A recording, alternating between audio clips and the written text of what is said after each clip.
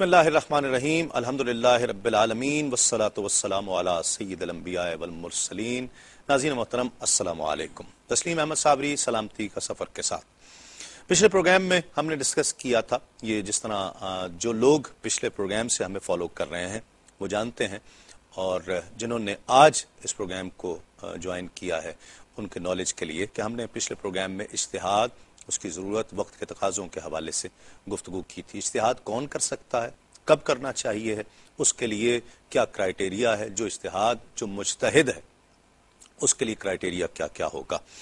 کچھ چیزیں مثال کے طور پر کچھ مسائل پر، کچھ پروڈکٹ پر یا کسی ایک مسئلے پر گفتگو ہوئی تھی، لیکن ہم آج اسے تفصیل کے ساتھ انشاءاللہ کوشش کریں گے کہ گفتگو کریں۔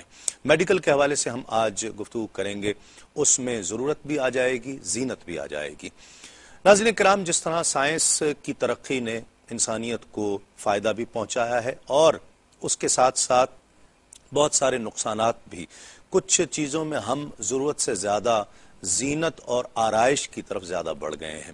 اسلام اس حوالے سے کیا کہتا ہے؟ کیا زینت کے لیے بالکل منع فرماتا ہے یا کچھ ایسے آپشنز موجود ہیں جس میں جواز کی صورت دیتا ہے؟ تو اس پروگرام میں جو ہم نے جس سیریز کا آغاز کیا ہے اس میں جائز اور ناجائز تو ضرور لازمی ہوگا کہ کسی بھی چیز کے لیے اس کے حکم کا فیصلہ جو ہے وہ مفتی صاحب شریعت کی روح سے کیا کرتے ہیں قرآن و سنت کی روشنی میں، لیکن اس کے ساتھ ساتھ ہم اس کی حکمتوں کو بھی جاننے کی کوشش کریں گے۔ جس طرح پچھلے پروگرام میں ذکر کیا گیا تھا کہ ہم ایک ایک چیز کو ڈسکس کرنے کی کوشش کریں گے۔ آپ کے ذہن میں بھی اگر کوئی چیز ہے تو ہمیں ضرور بتائیے، یہ پلیٹ فارم آپ کا ہے، آپ آئیے اپنی آراء کا اظہار کیجئے۔ ٹیلی فون نمبرز آپ کی ٹیلی ویژن اسکرین پر کچھ دیر میں انشاءاللہ ظاہر کر دیا جائے گا، اور پھر اس کے بعد آپ اس پروگرام میں شامل ہو سکیں گے۔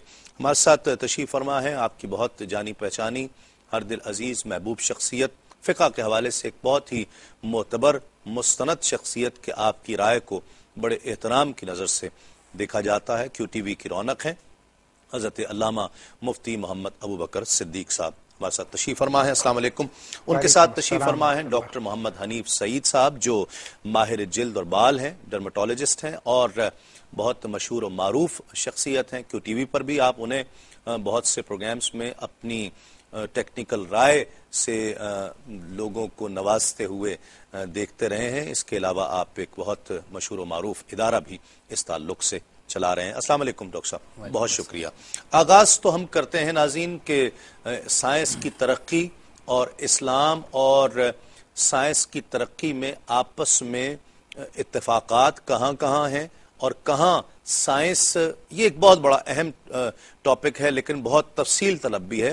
میں نہیں چاہوں گا کہ اس پر بہت تفصیل کے ساتھ گفتگو کی جائے، چونکہ ہمیں پلٹنا ہے ان تمام ایک ایک چیز کو لے کر، اس لیے ابتدائی طور پر آغاز یہیں سے کرتے ہیں۔ کیا کہتے ہیں علامہ صاحب، کیا سائنس کی ترقی، ہر ترقی اسلام کے خلاف ہوگی یا سائنس کی ترقی اسلام کے دائرے میں بھی ہو سکتی ہے؟ اعوذ باللہ من الشیطان الرجیم، بسم اللہ الرحمن الرحیم۔ پروگرام کا بہت بنیادی سوال ہے اور اسی کی بنیاد پہ ہماری ساری گفتگو چلے گی۔ سب سے پہلے میں یہ بات واضح کرنا چاہوں گا کہ اسلام اور سائنس کا کوئی تضاد نہیں ہے، ٹھیک ہے، بلکہ اگر ہم انصاف کی نظر سے دیکھیں تو اسلام ہی وہ واحد دین ہے کہ جس نے سائنس کو پروموٹ کیا ہے، ورنہ یورپ پہ ایسا زمانہ گزر چکا ہے کہ سائنسدانوں نے مذہب سے بیزاری کا اعلان کیا اور ان کے مذہبی لوگوں نے بڑے بڑے سائنسدانوں کو جو ہے بڑے بڑے میناروں سے گرا دیا گیا، قید کر دیا، ان کو سزائیں دی۔ یہ ساری کی ساری ہسٹری گزر چکی ہے جی۔ لیکن سائنس اور اسلام کی ہم آہنگی دیکھیے کہ سائنس کی جو بیسک ڈیفینیشن کی جاتی ہے سمپل ورڈز میں، وہ یہ کی جاتی ہے science is the study of things as it از، کہ اشیاء جیسی کہ ہیں ویسے ہی ان کا مطالعہ کرنا، یہ اس کے بارے میں جاننا، یہ سائنس کہلاتی ہے۔ اور اس پر نبی کریم صلی اللہ تعالی وسلم کی ایک دعا ہم دیکھتے ہیں جو بعینی سائنس کی تعریف ہے۔ سائنس کی تعریف لوگوں نے بعد میں نکالی، لیکن سرکار دو عالم صلی اللہ علیہ وسلم اکثر یہ دعا فرمایا کرتے تھے، اللہم ارینا حقائق الاشیاء کما ہی ہی، اے اللہ تو ہمیں اشیاء کی حقیقت ایسے دکھا جیسا کہ وہ ہیں، study of the things as it از۔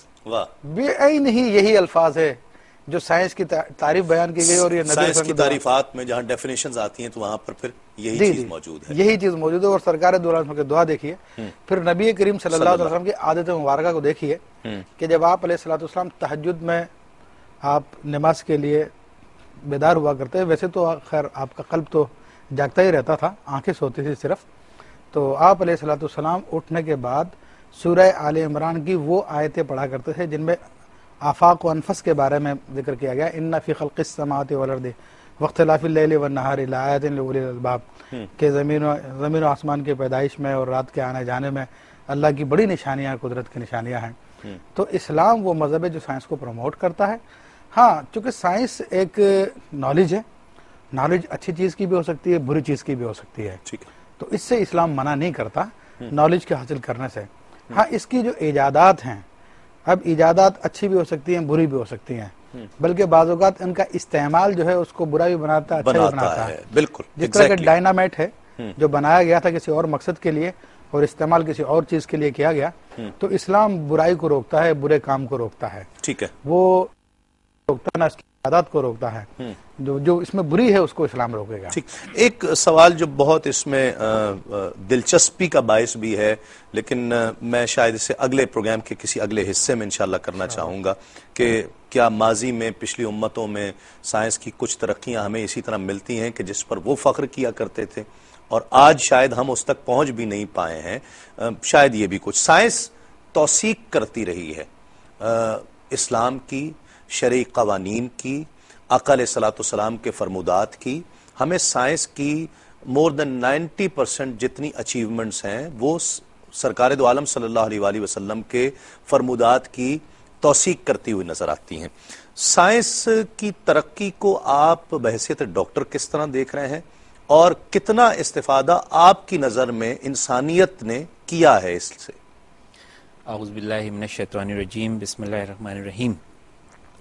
بہت اچھا سوال ہے اور بہت اچھا موضوع بھی ہے. اور ابھی جتنی سائنس کے حوالے سے علامہ صاحب نے جتنی بھی جو قرآنی آیات یا احادیث بیان کی, وہ جو سائنس کا ایک چیپٹر ہے فزکس, وہ اس کو کور کرتی ہیں.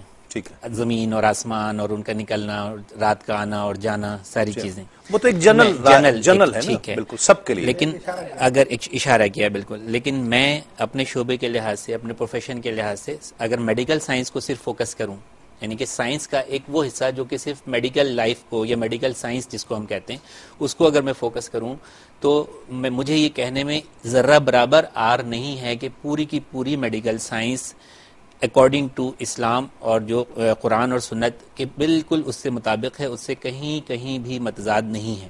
ٹھیک ہے. اور جیسا کہ آپ نے پہلے بتایا کہ ایجادات یا سائنسی ترقیاں جو ہیں وہ ہوتی تو اچھی ہیں, لیکن ان کا استعمال جو ہے تو وہ غلط ہو جاتا ہے, یا ان کا استعمال جو ہے تو وہ برا ہو جاتا ہے. تو اسی طرح میڈیکل سائنس میں بھی بہت ساری چیزیں ایسی ہیں کہ جو ہیں تو انسان کی فلاح کے لیے, اس کی بہبود کے لیے, اس کے فائدے کے لیے, لیکن بعض اوقات ان کو غلط طریقے سے غلط جگہ پر استعمال کر کے ایک معیوب جو ہے تو وہ بنا دیا جاتا ہے, یا اس کو تقید کے زمرے میں وہ آ جاتا ہے. جیسے کہ ابھی ہم آگے چلیں گے اور کڈنی ٹرانسپلانٹیشن کی اگر ہم بات کریں گے تو اس پر میں اس وقت میں اس پہ زیادہ روشنی ڈالوں گا. تو اب آ جائیے کہ بینگ اے ڈرمیٹولوجسٹ, اسکن کے ڈاکٹر کے حوالے سے, جیسے مجھ سے کسی نے سوال کیا کہ ڈاکٹر صاحب دن میں منہ کتنی مرتبہ دھونا چاہیے.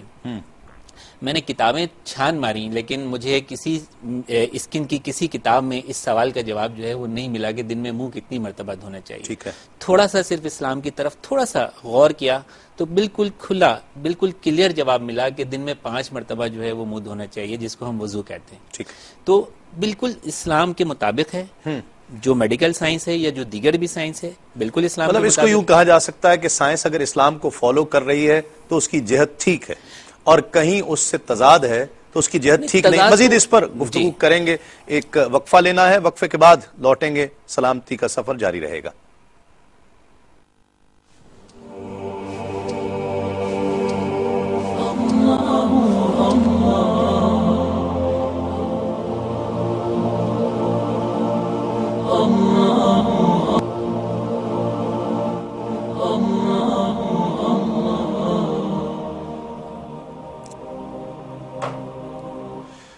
ناظرین خوش آمدید، سلامتی کا سفر تسلیم صابری کے ساتھ۔ ڈاکٹر صاحب اپنی رائے کا اظہار کر رہے تھے وقفے سے پہلے، اور ہم مزید ان سے گفتگو کرتے ہیں، لیکن اب آپ کے لیے ٹیلی فون لائنز کھولی جاتی ہیں، آپ بھی اس پروگرام میں کالز کر کے شامل ہو سکتے ہیں، اپنی آراء کا اظہار کیجئے، کوئی سوال کرنا چاہتے ہیں میڈیکل سائنس کے تعلق سے، ان ایجادات کے حوالے سے کہ جو پچھلے چند ایک سالوں میں حصہ بنی ہو میڈیکل سائنس کا، اس کے حوالے سے سائنس اور اسلام کیا کہتا ہے، شریعت اس حوالے سے کیا کہتی ہے۔ ڈاکٹر صاحب آپ کی بات ادھوری رہ گئی تھی جی۔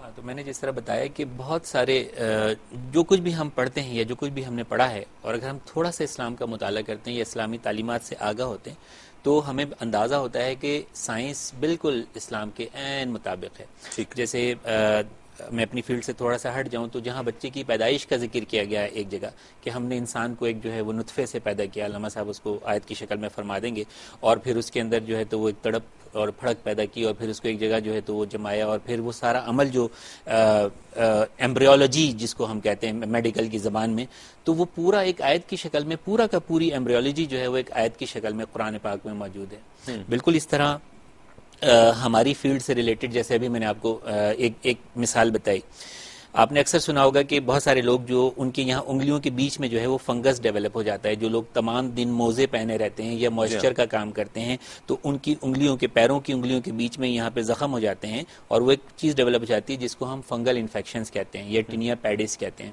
تو اگر ہم اسلام کی تعلیم کی طرف چلے جائیں، اس کو دیکھیں تو جو 5 مرتبہ وضو میں یہ کرنے کا جو حکم دیا گیا ہے، انگلیوں کے درمیان جو صفائی کا حکم دیا گیا ہے، تو جی، تو اس سے میں یہ کہتا ہوں کہ یہ چیز جو ہے تو اس کو ڈیولپ نہیں، آپ دیکھیں نا، مسح کرنے سے گردن توڑ بخار سے محفوظ رہے گا، بہت ساری چیزیں ہیں، اور ابھی بہت سی چیزیں ایسی ہیں جو ترقی کر کے، ترقی کے مدارج طے کر کے منظر عام پر آئیں گی، اور میں یقین سے کہہ سکتا ہوں کہ وہ اکارڈنگ ٹو سائنس ہی ہوں، اکارڈنگ ٹو اسلام ہوں گی، اسلام سے باہر نہیں ہوں گی۔ میں یوں کہہ سکتا ہوں، اگر کوئی جانبداری کا الزام مجھ پر نہ لگے یا کسی جذباتی پن کا الزام مجھ پر نہ لگے، حقیقتاً انصاف عدل کرتے ہوئے، کہ جتنی سائنسی تحقیقات ہیں، ایجادات ہیں اس دور تک اور آنے والے وقتوں میں، وہ سب قرآن مجید سے ماخوذ ہیں۔ یہ آپ کی بات بہت درست ہے، اور اس کا باقاعدہ لوگوں نے اعتراف بھی کیا ہے، ٹھیک، اور بتایا بھی ہے کہ جو لوگ عربی نہیں جانتے وہ باقاعدہ انہوں نے تفاسیر دیکھی ہیں، علماء نے جو اس کے اوپر نکات نکالے ہیں، تو اس سائنسدانوں نے ان کو لے کر تحقیقات کی ہیں، تو ان کے نتیجے میں چیزیں وجود میں آئی۔ ابھی ہماری گفتگو چل رہی تھی اور آپ نے بھی اس کا ذکر کیا تھا کہ جو اسلام کے مطابق ہے تو وہ ٹھیک ہے۔ تو سائنس کے جب ہم کہتے ہیں کہ اسلام کے مطابق ہے تو اس میں یہ بات مد نظر رکھنی چاہیے، کیونکہ سائنس پہلے جو ہے وہ نظریات ہوتے ہیں، نظریات کے بعد پھر پریکٹیکلی وہ ثابت ہو جائیں تو پھر ایک پہلے تھیوری ہوتے ہیں، وہ مشاہدے کی صورت میں۔ تو اس حوالے سے یہ ہے کہ چونکہ اس میں ترقی ہوتی رہتی ہے، جیسے کہ پہلے نیوٹن کا نظریہ تھا اور اس کی بنیاد پر بہت کچھ سوچا جاتا تھا اور بہت کچھ کیا گیا اس کی بنیاد پر، لیکن اس کے بعد آئنسٹائن آیا، آئنسٹائن نے اپنا نظریہ دیا، اور نیوٹن کی جو نظریہ تھا، سائنسی لا تھا، وہ تھیوری بن گیا اب۔ تو اسی طرح سائنس کو حرف آخر نہ سمجھے، اس کو اسلام سے ٹیلی کرے، ٹھیک ہے، جہاں پر اسلام اس کو مطلب کہ اس کو تصدیق کرتا تو اس کو لے لے، ورنہ بعض لوگوں نے سائنسی کو بنیاد بنا کے اسلام کو ٹرانسلیٹ کرنا شروع کیا تھا سائنس کی زبان میں، جیسے سر سید احمد خان کے بارے میں آتا ہے، نبی علیہ الصلوۃ والسلام کے معراج کا انہوں نے انکار صرف نیوٹن کے نظریے کی وجہ سے کیا تھا، لیکن بعد میں آئنسٹائن نے تو ثابت کر دیا کہ E=mc² کی جو اس نے تھیوری، وہ نظریہ پیش کیا۔ اچھا، ایک چیز میں چاہتا ہوں آپ اس میں ایڈ کریں، پھر ہم پروڈکٹ وائز چیزوں کو ڈسکس کرنا شروع کرتے ہیں۔ بہت نازک بات کر رہا ہوں، شاید میری اس بات پر اعتراض کیا جائے، یہ تمام چیزیں آپ نے نیوٹن کا بھی ذکر کیا، یہ ایجادات ہیں کہ دریافت ہیں؟ دیکھیں یہ حقیقت، وہ چیزیں دیکھیں جو نیوٹن جس چیز کو تھیوری بنا رہا ہے وہ کوئی ایجاد نہیں ہے، ایک چیز پہلے سے موجود ہے، اس حقیقت کو اس پر آشکارا ہونے کا نام نیوٹنز لا ہے۔ جی جی ٹھیک ہے، بالکل آپ کی بات، اور اس سے اور بہت ساری چیزیں جو ایجادات کہی جاتی ہیں شاید سمجھانے کے لیے وہ دریافت ہے۔ میں اس کو ایک لفظ میں، ایک یا 2 جملے میں آپ کے سوال کا جواب دے دوں گا کہ ایک جگہ ارشاد ہوتا ہے کہ اس میں عقل والوں کے لیے نشانیاں ہیں، جی ہاں، ٹھیک ہے، سے پہلے بھی گرتا تھا، زمانے سے گر رہا ہوگا. ہمیشہ جب بھی درخت پہ سیب لگا ہے وہ زمین ہی کی طرف گرا ہے, لیکن کسی عقل والے نے یہ پہلے نہیں سوچا ہوگا کہ یہ نیچے کیوں گرا, یہ اوپر کیوں نہیں چلا گیا. تو اس جملے میں اس جو ترجمہ میں نے بیان کیا آپ کے پورے سوال کا جواب ہے کہ یہ سب کچھ موجود ہے, لیکن اس کی دریافت جو ہے جب انسان اس کے اوپر ریسرچ کرنا شروع کرے گا, اس کو سوچنا شروع کرے گا, تو وہ دریافت پہلو در پہلو جو ہے وہ کرتا چلا جائے گا اور پردے در پردے اٹھتے چلے جائیں گے. ٹھیک, میں تو ڈر رہا تھا یہ بات کرتے ہوئے بالکل کہ آپ ایجادات کو دریافت کہہ رہے ہیں, کیسے کہہ رہے ہیں؟ مطلب میں تو ایون یہ بھی سمجھتا ہوں کہ جہاز کی ایجاد اور جو فیکس مشین, موبائل فونز, یہ تمام چیزیں میڈیکل سائنس کہتی ہے کہ آنے والے وقتوں میں شاید ان آوازوں کو بھی میٹرلائز کر لیا جائے گا کہ وہ جو اب اس وقت فضا میں ہیں اور ہم اسے سن سکیں گے. دیکھیں براق کا جو ذکر ہے, جو الیکٹریسٹی ہے اس کو ہم اردو میں برق کہتے ہیں, یعنی کہ بجلی کہتے ہیں. ٹھیک ہے, تو جو براق کا جو کنسپٹ ہے وہ اس زمانے بھی موجود تھا. بجلی کا کنسپٹ, بجلی کا ذکر جو ہے تو وہ اس زمانے میں کیا کہتے ہیں مفتی صاحب؟ میں اس حوالے سے یہ کہوں گا, دیکھیں یہ دریافت ہی ہیں. بالکل سب تمام, جی تمام کے تمام دریافت ہیں, کیونکہ ہمارا سمجھانے کے لیے اسے ایجاد کہا جاتا ہے. ہاں, ابداع جو ہے نا کسی چیز کو بغیر نمونے کے پیدا کرنا, یہ صرف اللہ تبارک و تعالیٰ کی صفت ہے, کسی اور کی نہیں ہے. تو اللہ تبارک و تعالیٰ نے ان سب چیزوں کو پیدا فرمایا. اب یہ کہ انسان کو جب اللہ تعالیٰ سمجھ دیتا ہے تو اس کی طرف اس کو رہنمائی مل جاتی ہے اور وہ لوگوں کے سامنے اس کو پیش کر دیتا ہے. ورنہ قوانین فطرت جو اللہ تبارک و تعالیٰ نے رائج فرمائے ہیں وہ کوئی کسی برائلز کے بعد وجود میں نہیں آیا, یا نیوٹن کے بعد یا آئنسٹائن کے بعد وجود میں آیا, پہلے سے موجود تھا, اس کو دریافت کیا گیا, پتہ چل گیا ان کو. ٹھیک ہے ڈاکٹر صاحب, آتے ہیں ہم اپنے ایک ایک چیز پر. آپ کی اسپیشلائزیشن ہے ہیئر ٹرانسپلانٹیشن میں, کتنے انداز سے ہوتی ہے, کتنے طریقے سے ہوتی ہے؟ دیکھیے, جو سرجیکل ہیئر ٹرانسپلانٹیشن ہے یا جس کو ہم میڈیکل اسپیکٹ کا جو حوالے سے جس کو ڈسکس کرتے ہیں, وہ دو طرح سے ہوتی ہے. اس میں اس انسان کے اپنے ہی بال, اپنے ہی جسم کے بال اسی کے اپنے جسم میں لگائے جاتے ہیں. ٹھیک ہے. اچھا, ہیئر ٹرانسپلانٹ دیگر دوسری ٹرانسپلانٹیشن سے اس حوالے سے مختلف ہے کہ ابھی تک ہیئر ٹرانسپلانٹ میں کسی دوسرے شخص کے بال نہیں لگائے گئے ہیں, نہیں لگائے جا سکتے. ٹھیک ہے. ٹھیک ہے, تو ایک جو طریقہ ہے وہ یہ ہے کہ گدی کے پچھلے حصے سے, یہاں پر پرماننٹ بال ہوتے ہیں انسان کے. اگر کوئی بھی مرد جب گنجا ہوتا ہے تو وہ سر کے اگلے حصے سے گنجا ہوتا ہے. اس کے یہ گدی والے حصے کے بال اور کان کے اوپر والے حصے کے بال پرماننٹ ہوتے ہیں, یہ لائف ٹائم اس کے برقرار رہتے ہیں. تو اس حصے سے بالوں کی ایک لیئر اسکن کے ساتھ جو ہے وہ نکال لی جاتی ہے اور اس اسکن کو کھینچ کے ایک دوسرے سے جوڑ دیا جاتا ہے, جڑ کے ساتھ بال سے بال جوڑ دیا جاتا ہے. اور پھر اس لیئرز میں سے ایک ایک بال کی روٹس کو الگ کر کے کاٹ کے بہت باریک بینی سے مائکروسکوپس کے ذریعے ایک ایک روٹس کو الگ کر لیا جاتا ہے, اور پھر یہاں چھوٹے چھوٹے سوراخ بنا کے جہاں پر بالوں کی ضرورت ہوتی ہے ان روٹس کو اس جگہ پر پیوست کر دیا جاتا ہے یا پیوند کر دیا جاتا ہے. ٹھیک ہے, جس کو ہم بالوں کی قدرتی پیوند کاری بھی عام زبان میں کہتے ہیں. ٹھیک ہے. ایک طریقہ تو یہ ہے جس میں کٹ دیا جاتا ہے. ٹھیک ہے. دوسرا طریقہ, اس میں تکلیف بھی ہوتی ہے؟ یہ لوکل انستھیزیا میں کیا جاتا ہے, سن کر کے باقاعدہ اس حصے کو, جس حصے میں کام کیا جاتا ہے وہاں پہ ایک چھوٹا سا انجیکشن دے کے انستھیزیا کا اس کو سن کر دیا جاتا ہے, اور ڈیورنگ پروسیجر کوئی تکلیف نہیں ہوتی. آفٹر پروسیجر اگر وہ تو تکلیف سن ہوتی کر ہے, دینے کی وجہ سے نہیں ہوتی نا, جی, کیونکہ جب اسلام شریف فیصلہ آئے گا فقہی تو مفتی صاحب کو ہو سکتا ہے کہ اس میں تکلیف ہوتی ہے یا نہیں ہوتی, یہ بھی پیش نظر رکھنا ہوگا. ٹھیک ہے, وہ صرف جس وقت انجیکشن دیتے ہیں اس کو, تو انجیکشن کی جو نیڈل ہوتی ہے وہ اس کو وہ چپتی ہے, پھر اس کے بعد جب دوا اندر چلی جاتی ہے تو وہ اس حصے کو سن کر دیتی ہے, نم کر دیتی ہے. بعد میں پھر تکلیف ہوتی ہے, بعد میں اگر تکلیف ہوتی ہے تو اس کے لیے اینالجیسکس میڈیسنز ہوتی ہیں, درد دور کرنے والی ادویات جو ہیں تو وہ اس کو دی جاتی ہیں. ٹھیک ہے. تو ایک تو طریقہ یہ ہو گیا. دوسرا طریقہ یہ ہوتا ہے کہ سر کے اس حصے سے جہاں پر پکے بال ہوتے ہیں اس حصے کو مونڈ کے, بال کاٹ کے, کتر کے, بغیر کاٹے ایک خاص انسٹرومنٹ ہوتا ہے جو پین کی شکل میں ہوتا ہے, اور ایک باریک سی اس کے اندر بورنگ والی نیڈل ہوتی ہے. اس نیڈل کو ڈال کے ایک ایک بال کو جو ہے وہ نکال لیتے ہیں روٹس کے ساتھ, ایک ایک بال کو روٹس کے ساتھ نکالتے چلے جاتے ہیں اور ان بالوں کو یہاں پہ لگاتے چلے جاتے ہیں. ٹھیک ہے. تو اس طریقے سے سارے بال نہیں نکالتے, بلکہ 25-30% یا 40% تک بال جو ہیں تو نکال لیتے ہیں. فرض کریں کہ اگر 1 اسکوائر سینٹی میٹر میں 100 بال ہوتے ہیں ایک نارمل انسان کے, تو اس 100 میں سے 30 یا 35 یا 25 بال جو ہیں تو وہ نکال لیتے ہیں اور نکال کے ان کو یہاں پر ٹرانسفر کر دیتے ہیں. تو وہ جگہ بھی دوبارہ بالوں سے بھر جاتی ہے, اور پھر وہ حصہ جہاں پر اس شخص کے بال نہیں ہوتے کچھ عرصے کے بعد اس حصے پہ بھی. ان دونوں میں فرق کیا ہے؟ یہ جو کاٹنے والا ہے یہ ایک سرجیکل، دونوں سرجیکل ہی ہیں، ہے تو میڈیکل دونوں پروسیجر، لیکن اس میں ایک چھوٹی ایک سرجری انوالو ہے، ایک کٹ انوالو ہے، اس میں نہیں ہے، اس میں کٹ انوالو نہیں ہے۔ زیادہ رائج کون سا طریقہ ہے؟ نہیں، کٹنگ والا طریقہ زیادہ رائج ہے، ٹھیک ہے، کیونکہ وہ بہت فاسٹ ہوتا ہے اور ایک ہی سیشن میں اس میں بہت سارے بال جو ہیں تو وہ لگائے جا سکتے ہیں، ٹھیک ہے، 4 سے 5 گھنٹوں میں یہ پروسیجر مکمل ہو جاتا ہے۔ اور یہ جو ایک ایک بال نکالنے والا طریقہ ہے یہ کافی لیٹسٹ ہے، بہت زیادہ لیٹسٹ ہے، لیکن تھوڑا سا اس کا ٹائم اسپین زیادہ ہے اور نسبتاً اس پرانے میتھڈ کے یہ تو ڈبل کاسٹلی ہے، افیکٹو بھی زیادہ ہے۔ نہیں، کاسٹ اس کی زیادہ، افیکٹو دونوں ایز اٹ از ہیں، دونوں میں لگانے کا طریقہ جو ہے وہ سیم ہے۔ ٹھیک ہے، ٹھیک ہے، میں سمجھ گیا۔ مفتی صاحب آپ کی رائے دونوں چیزوں پر؟ دیکھیں اس حوالے سے میں پہلے کچھ فقہی وضاحت کر دوں جی، کہ ہمارے فقہ نے ایک بات بیان فرمائی ہے جو ہدایت شریف میں موجود ہے، دیگر کتابوں میں موجود ہے، لا یجوز الانتفاع بجز الانسان، کہ انسان کے جز سے انتفاع کرنا جائز نہیں ہے، اور اس کی وجہ انتفاع سے کیا مراد ہے؟ یعنی فائدہ اٹھانا۔ ٹھیک ہے، تو اس حوالے سے یہ بتایا گیا ہے کہ کسی اور انسان کا کوئی عضو اپنے جسم میں لگا لینا یا اپنا ہی عضو استعمال کرنا فقہ نے ناجائز قرار دیا۔ ٹھیک ہے، یہ ایک عمومی رائے ہے جو تمام تقریباً چاروں مذاہب میں یہ بات پائی جاتی ہے، ٹھیک ہے، اور کچھ علماء نے اس سے اختلاف بھی کیا، جیسے کہ سیدنا امام دانت ٹوٹنے کے مسئلے میں، کسی کا دانت ٹوٹ جائے تو کیا وہ اپنا دانت واپس لگا سکتا ہے؟ تو امام اعظم اور امام محمد رحمۃ اللہ علیہما فرماتے ہیں کہ وہ اپنا دانت کو استعمال نہیں کر سکتا، وہ کسی اور جانور کا دانت لے لے، مصنوعی دانت لے لے تو وہ یوز کر سکتا، لیکن انسان کا دانت نہیں یوز کر سکتا۔ ٹھیک ہے، لیکن امام ابو یوسف رحمۃ اللہ تعالیٰ علیہ فرماتے ہیں کہ وہ اپنے دانت کو بھی یوز کر سکتا ہے۔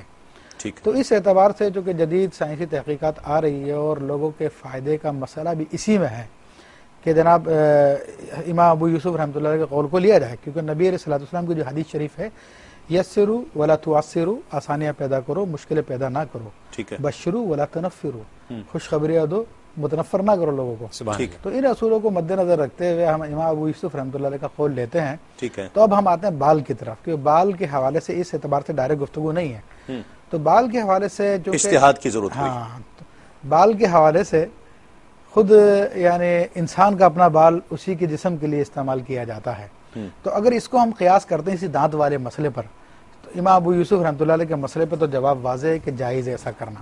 ٹھیک، لیکن دانت کی وجہ سے یہ جواز ہو گیا۔ جی جی، اب اس کے اوپر ہم احادیث میں غور کرتے ہیں تو اس میں دیکھیں دو روایتیں میرے نظر میں آتی ہیں، ویسے نبی علیہ السلام کے معجزات میں تو اور بھی کئی ہیں۔ ایک تو یہ کہ حضرت قتادہ رضی اللہ عنہ کی آنکھ نکل آئی تھی، تو اگر اسی فقہی جزئیے کو لیا جائے تو اس کو اب دفن کر دینا چاہیے اس آنکھ کو، لیکن نبی علیہ السلام کے بارگاہ جب لے کر حاضر ہوئے تو آپ علیہ السلام نے وہ ان کی آنکھ جو ہے ان کے حلقہ چشم میں رکھ دی اور وہ آنکھ پہلے سے زیادہ بہتر ہو گئی۔ سبحان اللہ۔ اسی طرح ایک صحابی رسول صلی اللہ علیہ وسلم کا واقعہ آتا ہے کہ ان کا بازو کٹ گیا تھا، جی ہاں، وہ اپنا کٹا ہوا بازو رسول اللہ صلی اللہ علیہ وسلم کی خدمت میں لے کے حاضر ہوئے، رسول اللہ صلی اللہ علیہ وسلم نے وہی بازو واپس لگا دیا، جی، وہ واپس جڑ گیا اور پہلے سے زیادہ مضبوط ہو گیا وہ بازو۔ ٹھیک ہے، تو یہ دو روایتیں، پھر ایک سیدنا علی کرم اللہ وجہ الکریم کا فیصلہ آتا ہے جو صاحب فتح القدیر نے بھی بیان کیا ہے، ایک شخص پہ چوری کا الزام لگا اور وہ گواہوں سے اس کی چوری ثابت ہو گئی، ٹھیک، تو چونکہ شریعت ظاہر پر ہے اور حضرت علی رضی اللہ تعالیٰ عنہ کو اللہ نے علم عطا فرمایا حبیب علیہ السلام کے وسیلے سے، تو آپ جانتے تھے کہ یہ شخص جو ہے چور نہیں ہے، تو بہرحال آپ نے شریعت کے ظاہر کو لیتے ہوئے اس کا ہاتھ کاٹا اور اس کے بعد اس شخص کو فرمایا کہ تو چور نہیں ہے، میں جانتا ہوں، لیکن گواہیاں آ گئی تھی، اس پہ مجھے عمل کرنا تھا۔ اس کے بعد آپ نے اس کا ہاتھ اس کے ہاتھ سے جوڑ دیا، واہ واہ، سبحان اللہ۔ تو اسی کے جز کو اس کے لیے استعمال کر لیا۔ ٹھیک، تو یہ روایتیں ہمیں اس بات کی طرف دلالت کرتی ہے ٹرانسپلانٹیشن کے جو طریقے جو ڈاکٹر صاحب نے بتائے ہیں، ٹھیک ہے، تو یہ شرعی اعتبار سے جائز ہیں، اپنے ہی بال کو یوز کریں جبکہ دوسرے کو وہ استعمال دونوں نہ طریقے سے۔ کریں۔ جی جی جی، ٹھیک، اب ایک چیز میں جو سمجھنا چاہتا ہوں اور اس پر فتویٰ لینا چاہتا ہوں، جواز یا غیر جواز کا، ضرورت کے تحت، چونکہ آپ یہ بہتر چیز مجھ سے بھی بہتر جانتے ہوں گے، جو اکثر آپ کے پاس پیشنٹس آتے ہیں وہ ضرورت کے تحت کرانا چاہتے ہیں یا زینت کے لیے کرانا چاہتے ہیں؟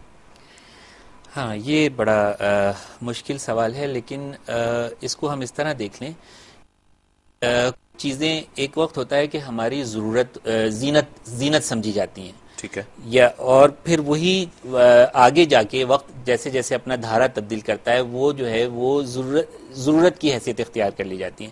جیسے ایک زمانے میں کار جو ہے تو وہ شاید لگژری سمجھی جاتی ہو، ٹھیک ہے، لیکن آج کے زمانے میں شاید وہ ایک مطلب ضرورت کی حیثیت اختیار کر گئی، عام ہو جانے کی وجہ سے، عام ہو جانے کی وجہ سے، یا جس طرح بھی معاشرہ جب ترقی کی طرف گامزن ہوتا ہے، کمپٹیٹیو لائف اسٹائل ڈیولپ ہوتا ہے، تو بہت ساری چیزیں جو ہیں وہ ضرورت کا درجہ رکھ لیتی ہیں. ٹھیک ہے. اب جس سوسائٹی میں ہم رہتے ہیں، ہم اپنے ہی معاشرے کی بات کرتے ہیں، ہم کسی دوسرے معاشرے کی بات نہیں کرتے، ہم اپنے ہی ماحول کو دیکھتے ہیں، تو ہم یہ دیکھتے ہیں کہ لوگوں کا رجحان جو ہے وہ خوبصورتی کی طرف زیادہ ہے، گڈ پریزنٹیشن. کتنی ایج، کس ایج کے ایوریج لوگ آپ کے پاس آتے ہیں؟ دیکھیے ہر عمر کے لوگ آتے ہیں، یعنی کہ 20 سال کی عمر سے لے کے 50، 55، 60 سال کی عمر تک کے لوگ ہمارے پاس آتے ہیں، ہر عمر کے لوگ آتے ہیں. اور میں یہ سمجھتا ہوں زیادہ جوان لوگ آتے ہیں، جوان اور درمیانی عمر کے خواتین زیادہ آتی ہیں، مرد زیادہ آتے ہیں؟ بال لگوانے کے لیے تو مرد ہی زیادہ آتے ہیں، کیونکہ جو بالوں کے گرنے کا جو مسئلہ ہے وہ مردوں کا کامن پرابلم ہے. ٹھیک ہے. اور یہ ایک بیماری نہیں ہے، اس کو ہم بیماری بھی نہیں کہیں، یہ ایک فینومینا ہے جو ان کے ہارمونل چینجز کی وجہ سے ان کے اندر ڈیولپ ہوتا ہے. ٹھیک ہے. ٹھیک ہے. تو ضرورت جینیٹک بھی ہے. جی بالکل جینیٹک بھی ہے، جو فیملی ہسٹریز کے اندر یوزلی پازیٹیو ہوتی ہے. اگر آپ کے فادر کے بال، فور فادرز کے بال نہیں تھے، بڑے بھائیوں کے نہیں ہیں، تو بہت چانسز ہیں کہ آپ کے بھی بال جو ہیں تو ایک خاص عمر میں آ کے گر جائیں گے. ٹھیک. اب اس پر میں رائے لوں گا، لیکن ایک کالر پہلے شامل کرتے ہیں. ناظرین، آپ کے لیے ٹیلی فون لائنز ہم کھول رہے ہیں، اب آپ کالز کر سکتے ہیں اور اس پروگرام میں شامل ہو سکتے ہیں. محترمہ نگینہ ہیں ہمارے ساتھ کراچی سے. السلام علیکم. جی وعلیکم السلام، کیا حال ہے؟ اللہ کا شکر ہے، آپ ٹھیک ہیں؟ جی شکر ہے. میں نے اپنے بھائی کو اپنا کڈنی ٹرانسپلانٹ ڈونیٹ کیا تھا. آپ کی آواز کم آ رہی، تھوڑا سا اونچا بولیے گا. جی میں نے اپنے بھائی کو اپنا کڈنی ڈونیٹ کیا تھا کوئی آج سے 14 سال پہلے. ٹھیک ہے. تو یہ ٹرانسپلانٹ پہ بات ہو رہی ہے، اس لیے میں بات کر رہی ہوں. ٹھیک ہے. تو یہ ڈاکٹر صاحب سے صرف یہ پوچھنا تھا کہ میں بند کروں گی، پھر آپ ذرا بتائیے گا تاکہ میں ٹی وی کھول کے سن سکوں. ٹھیک ہے. یہ ڈاکٹر صاحب سے پوچھنا تھا کہ میں کس بات کا زیادہ خیال کروں. کرسٹلین یوریا وغیرہ کا ٹیسٹ میں نے کوئی 5 سال پہلے کروایا تھا، اس کے بعد پھر کبھی نہیں کروایا، مگر مجھے انٹرنلی کوئی تکلیف نہیں ہے.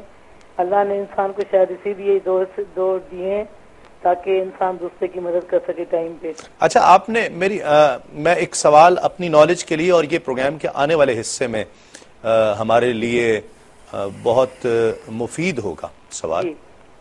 اور شاید میں سمجھتا ہوں کہ اس پوری سیریز کا بنیادی سوال ہے یہ.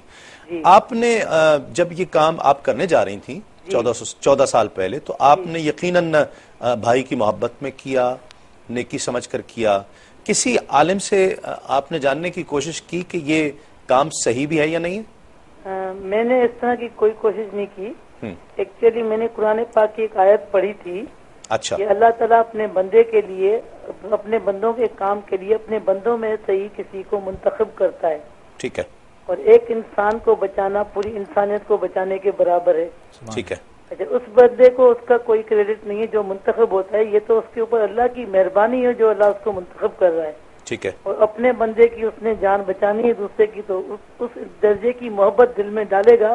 واہ. تو یہ بندے سے یہ کام ہوگا. اور دوسرا، اس قرآن صرف 1 مہینہ پہلے میں نے پورے قرآن پاک کی میننگ پڑھنے مجھے نصیب ہوئی تھی. اگر وہ نہیں نصیب ہوتی تو شاید میں سے یہ کام نہیں ہوتا. مگر یہ آمادگی نہ ہوتی آپ میں.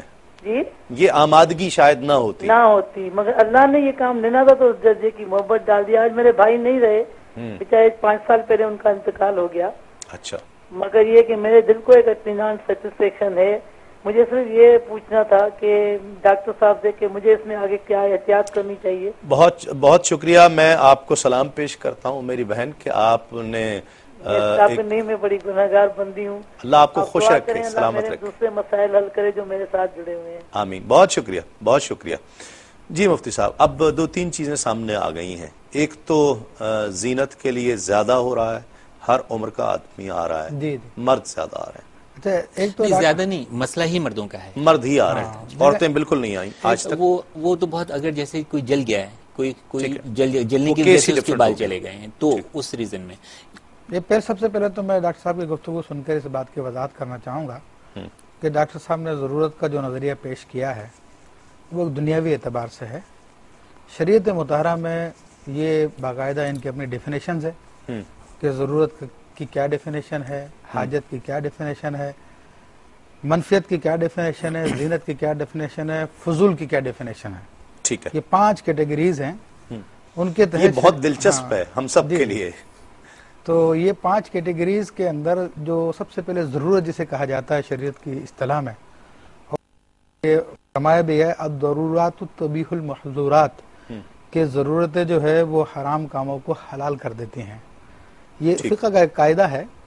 تو اس ضرورت سے مراد ہمارے فقہ کرام فرماتے ہیں کہ وہ ضرورت ایسی ہے کہ جس سے انسان کا اضطراری کیفیت جس کے دین، اس کے مال، اس کی جان، عقل کو خوف لاحق ہو کہ یہ ختم ہو جائیں گی یا ضائع ہو جائیں گی. ٹھیک ہے. تو ایسی صورت میں شریعت مطہرہ جو ہے اس کے لیے پھر ایک خاص انداز میں اجازت دیتی ہے، جس طرح کہ قرآن مجید فرقان حمید میں بھی اس بات کا ذکر آیا فَمَنِ اضْطُرَّ غَيْرَ بَاغٍ وَلَا عَادٍ فَلَا إِثْمَ عَلَيْهِ، کہ بس جو مستقر ہو گیا ہے، نہ تو بغاوت کا ارادہ ہے نہ ہی عداوت کا ارادہ ہے اللہ تعالیٰ سے، تو اس کے اوپر کوئی گناہ نہیں ہے.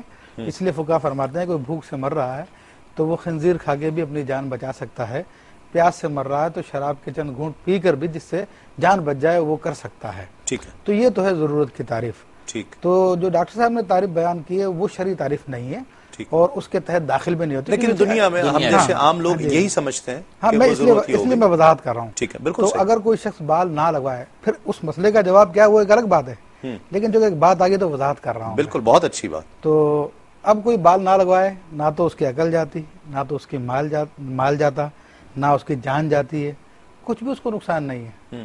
ٹھیک ہے. اب اس کو حاجت کی تعریف میں آ جاتے ہیں ہم. حاجت کی تعریف بھی جو ہے کہ وہ واجب کے مقابلے میں ہوتی ہے. اچھا. کوئی واجب اس کا فوت ہو جائے اس کی وجہ سے تو نہ کوئی واجب اس سے فوت ہو رہا، کچھ بھی نہیں ہوتا. یہ جو کانفیڈنس ذرا شیک ہو جاتا ہے بندے کا. دیکھیں کانفیڈنس شیک ہونا ایک الگ بات ہے، انسان لنگڑا بھی ہوتا ہے، وہ کام چلاتا اپنا، شرعی اعتبار سے واجب کی تعریف میں داخل نہیں ہے. اس کے بعد آپ آ جائیں اس کے منفیت کی تعریف میں آ جائیں تو منفیت کی تعریف میں بھی ایک چیز داخل نہیں ہے. اچھا. یہ زینت کے اندر آئے گا زیادہ سے زیادہ. ٹھیک ہے.